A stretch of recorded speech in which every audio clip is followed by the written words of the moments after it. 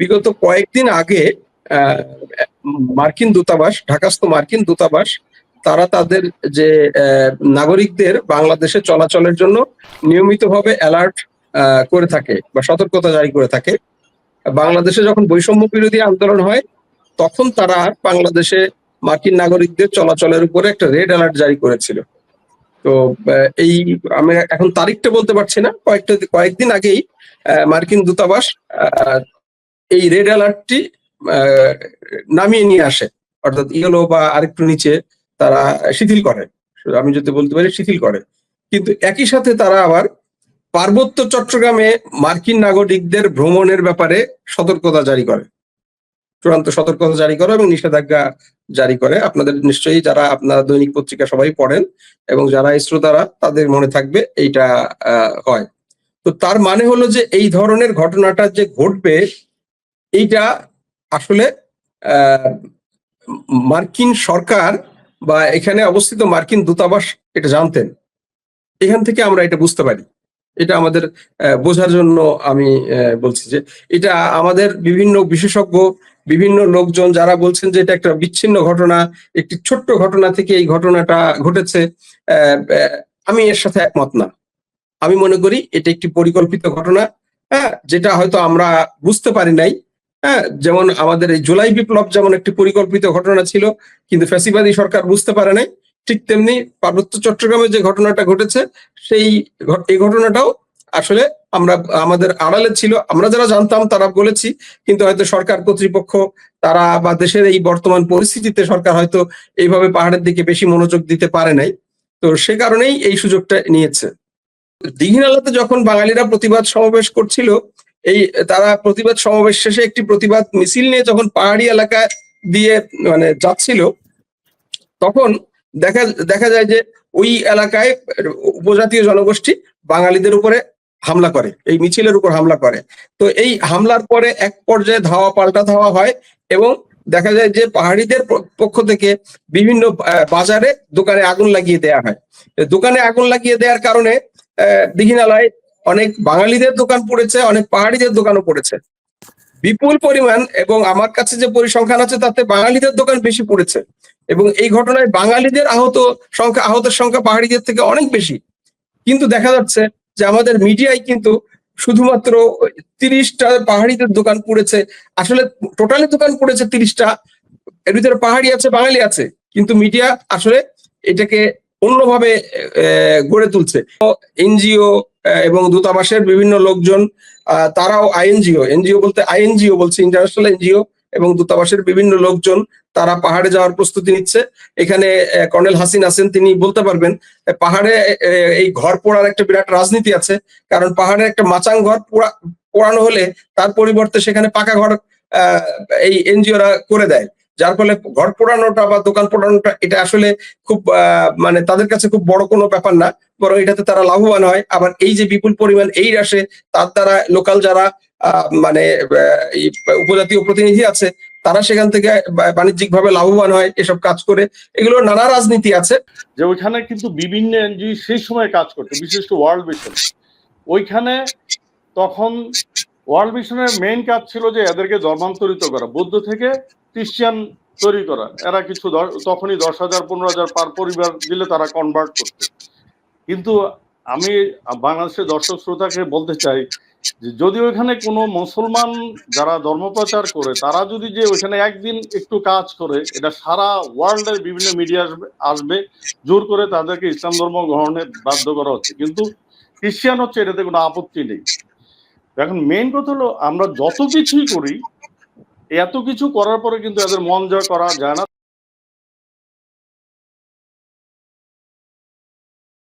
প্রথম আলো কিভাবে নিউজ করছে এখনো, সেই জিনিসগুলো যদি আপনি দেখেন, কোন ইস্যুগুলোকে সে ফোকাস করছে, সেই ইস্যুগুলোকে যদি দেখেন, এমনকি যে গোপালগঞ্জের হামলা, এই গোপালগঞ্জের হামলায় এটা যে আওয়ামী লীগ হামলা করছে এটা লেখেনি পর্যন্ত প্রথম আলো। এখন কিসের ভয়? হ্যাঁ, আগে না হয় বলতো যে এটা ডিজিএফ এর জন্য লিখতে পারিনি, এটা আওয়ামী লীগের জন্য লিখতে পারিনি, এই বলছে সেই বলছে। তো প্রথম আলো তো ঠিক হয়নি, ডেইলি স্টার তো ঠিক হয়নি। হ্যাঁ, প্রথম আলো ঠিক হয়নি, ডেইলি স্টার ঠিক হয়নি। আমি কিন্তু আমার ভিডিওগুলোতে কন্টিনিউয়াসলি বলেছিলাম, কয়েকটা জিনিস আমি বলেছিলাম যে প্রথম আলোর মাতব্বরি, হ্যাঁ, প্রথম আলোকে উৎখাত করতে হবে, ডেইলি স্টারকে উৎখাত করতে হবে, ছায়ানটকে উৎখাত করতে হবে, উদীচীকে উৎখাত করতে হবে, সিপিবিকে উৎখাত করতে হবে। এগুলো যদি উৎখাত না হয় তাহলে মানে বাকশাল এবং আওয়ামী শাসন এবং আওয়ামী ন্যারেটিভ, আওয়ামী ফ্যাসিবাদ এটা উৎখাত হবে না। এগুলো পার্ট অফ দিস ফ্যাসিবাদ। এই এই প্রথম আলো, এই ডেইলি স্টার, এরাই এই ফ্যাসিবাদ তৈরি করেছে। এরা যদি না যায় সমাজ থেকে, এদের কর্তৃত্ব যদি কে অপসারণ করা না যায়, তাহলে বাংলাদেশে ফ্যাসিবাদ কখনো দূরীভূত হবে না এবং এদের হাত ধরেই আবার ফ্যাসিবাদ ফিরে আসবে। এখন তো আওয়ামী লীগ নাই, এখন তো হাসিনা নাই। হাসিনার আমল নিয়ে প্রথম আলো, ডেইলি স্টার একটা অনুসন্ধানে রিপোর্ট করেছে এই সময় হাসিনার দুর্নীতি নিয়ে? কোনো কিছু করেছে?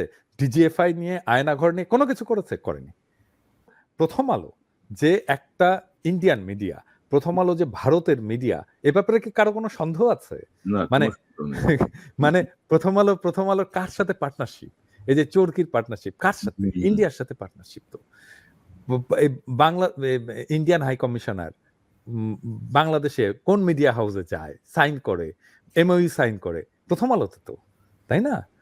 আর এই যে ডেইলি স্টার নিয়ে ইদানিং যে খবরগুলো আসছে, ডেইলি স্টারের এই যে আমদি হোসেনের যে একটা স্ট্যাটাস আমরা দেখলাম যে খুব ভালো ইংরেজি লেখে, সে নামাজ পড়ে, একসময় নাস্তিক ছিল, নামাজ পড়া শুরু করছে এবং তাকে প্রথম আলো থেকে বের করে দেওয়া হলো। হ্যাঁ, ডেইলি স্টার থেকে বের করে দেওয়া হলো। একটা সহনীয় আওয়ামী শাসন এবং ভারতপন্থী শাসন প্রথম আলো তৈরি করতে চায় বাংলাদেশ। এটাই হচ্ছে প্রথম আলোর এজেন্ডা। ফ্যাসিবাদটা তৈরি করেছিল প্রধানত ভারত বাংলাদেশে তার আধিপত্যবাদ কায়েম করবার জন্য। কারণ একটা ফ্যাসিস্ট সরকার যদি ক্ষমতায় থাকে তাহলে আধিপত্যবাদ কায়েম করাটা সহজ হয়ে যায় বিদেশি শক্তির পক্ষে। তো বাংলাদেশ যে 16 বছর ধরে পরিচালিত হয়েছে, পিনাকি যেটা বললো বাংলাদেশ ইন্ডিয়ার ভাসাল স্টেটে পরিণত হয়েছিল, এই পরিণত হওয়ার পিছনে ভারত প্রধানত কন্ট্রোল করেছে বাংলাদেশকে। আর পিছনে ফলোয়ারের ভূমিকায় ছিল কিন্তু আপনার দেশ আমেরিকা। মার্কিন যুক্তরাষ্ট্র তার সাউথ এশিয়ান জিওপলিটিক্যাল স্ট্র্যাটেজির অংশ হিসেবে বাংলাদেশকে ভারতের কাছে ইজারা দিয়েছিল। এটাকে আমি ইজারাই বলবো। সেই 2014 সালের ভুয়া নির্বাচন একদলীয়, 2018 সালের মধ্যরাতের নির্বাচন এবং 2024 সালের আবারও ডামি নির্বাচন, এগুলো আমেরিকা সহ্য করে গেছে। অনেক কথা বলার পরেও কোনো অ্যাকশন নেয় নাই। তার প্রধান কারণ হচ্ছে ভারত, তার যে স্ট্র্যাটেজিক রিলেশনশিপ। সুতরাং ভারতীয় আধিপত্য বাংলাদেশের উপরে ছিল। এখন সেটার মুঠি একটু আলগা হয়েছে, কিন্তু মুঠি একেবারে আমরা বিদায় করতে পারি নাই। কারণটা হচ্ছে এই প্রথম আলো জাতীয়, এরাও কিন্তু ইনস্টিটিউশন। তো এই ইনস্টিটিউশন গুলো তৈরি করেছে কে? ভারত এবং আমেরিকা দুই দল মিলে তৈরি করেছে প্রথম আলো, ডেইলি স্টার। আমি যখন প্রথমবার জেল থেকে বেরোলাম 2011 সালে, বেরোনোর পরে মার্কিন যুক্তরাষ্ট্রের একজন সহকারী মন্ত্রী আসলেন বাংলাদেশ ভিজিটে, এবং মন্ত্রী আসার পরে সেই মন্ত্রী একটা মিটিং এর আয়োজন করলেন, মিডিয়া মিটিং। কোথায় জানেন? ডেইলি স্টার অফিসে। এবং সেই মিটিং এ তখন মিডিয়া সেল দেখতো প্রথম আলোর, পিনাকি চিনবে, আনিসুল হকের স্ত্রী, আনিসুল হক বলতে প্রথম আলোর আনিসুল হক, তার স্ত্রী মিডিয়া উইং এর চিফ ছিল, তার নামটা আমি ভুলে গেছি, ভদ্রমহিলা। তো তিনি আমাকে ফোন করে বললেন যে মার্কিন মন্ত্রী আপনার সাথে দেখা করতে চায়, আমাদের একটা অনুষ্ঠান হবে প্রথম আমার কোথায়, ডেইলি স্টার অফিসে, তো ওখানে আপনার দাওয়াত। তো আমি তাকে বললাম যে আপনার মন্ত্রীর দাওয়াত ডেইলি স্টার অফিসে কেন? আমি বললাম আমিও তো এক সম্পাদক, আমি কেন আর এক পত্রিকার অফিসে গিয়ে আপনার মন্ত্রীর সাথে দেখা করব? আপনারা কোনো নিউট্রাল জায়গায় অনুষ্ঠান করছেন না কেন? ইয়েতে কি সোনারগাঁ হোটেলে করছেন না কেন? আমাকে কি বললো জানেন? আপনারা শুনলে হাসবেন, এগুলো জানা দরকার, বুঝলেন? আমাকে বললো আমাদের বাজেট নাই। মার্কিন যুক্তরাষ্ট্রের বাজেট নাই যে তারা ইয়েতে সোনারগাঁ হোটেলে একটা অনুষ্ঠান করবে সব সম্পাদকের সাথে বসার জন্য। I refused. আমি বলেছি আমি অত্যন্ত দুঃখিত, আপনার মন্ত্রীর সাথে আমি দেখা করতে পারবো না। কারণ ডেইলি স্টার অফিসে গিয়ে আপনার মন্ত্রীর সাথে দেখা করার মতো মেরুদণ্ড আমার এখনো অতটা আমি মেরুদণ্ডহীন হই নাই। তো এগুলো কাহিনীগুলো আপনাদের জানা দরকার। এই কাহিনীগুলো গুরুত্বপূর্ণ। কাজেই ডেইলি স্টার, প্রথম আলোকে আপনারা শুধু কিন্তু ভারতের প্রজেক্ট মনে করবেন না, এটা কিন্তু ভারত আমেরিকার যৌথ প্রজেক্ট।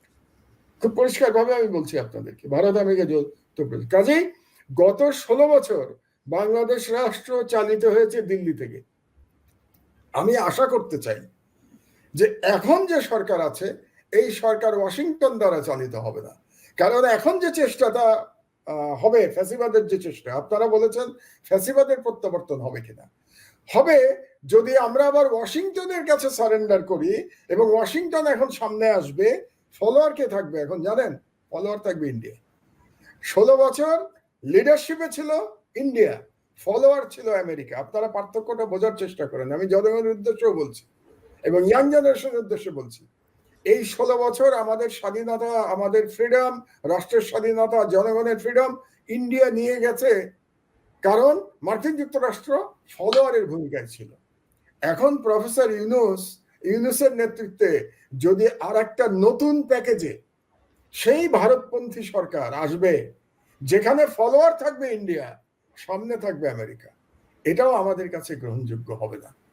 আমরা কিন্তু প্রকৃত স্বাধীনতা চাই, আমরা রাষ্ট্রের সার্বভৌমত্ব চাই। আমেরিকা কোনো মুসলমান দেশে গণতন্ত্র চায় না। আমেরিকা গণতন্ত্র চায় তার নিজের দেশে, কিন্তু কোনো মুসলিম কান্ট্রিতে মার্কিন যুক্তরাষ্ট্র আসলে গণতন্ত্র চায় না। তারা মুসলিম কান্ট্রিতে ডিক্টেটরদের দেখতে চায়। আপনি মুসলিম বিশ্বে দেখেন তো, 57টা দেশের মধ্যে 5-6টা দেশে মাত্র 5-6টা দেশে গণতন্ত্র আছে। কেন? এবং আপনি দেখবেন যে মুসলিম বিশ্বে যেগুলি ডিক্টেটর, তাদের সবার সাথে সৌহার্দ্যপূর্ণ সম্পর্ক ওয়াশিংটন।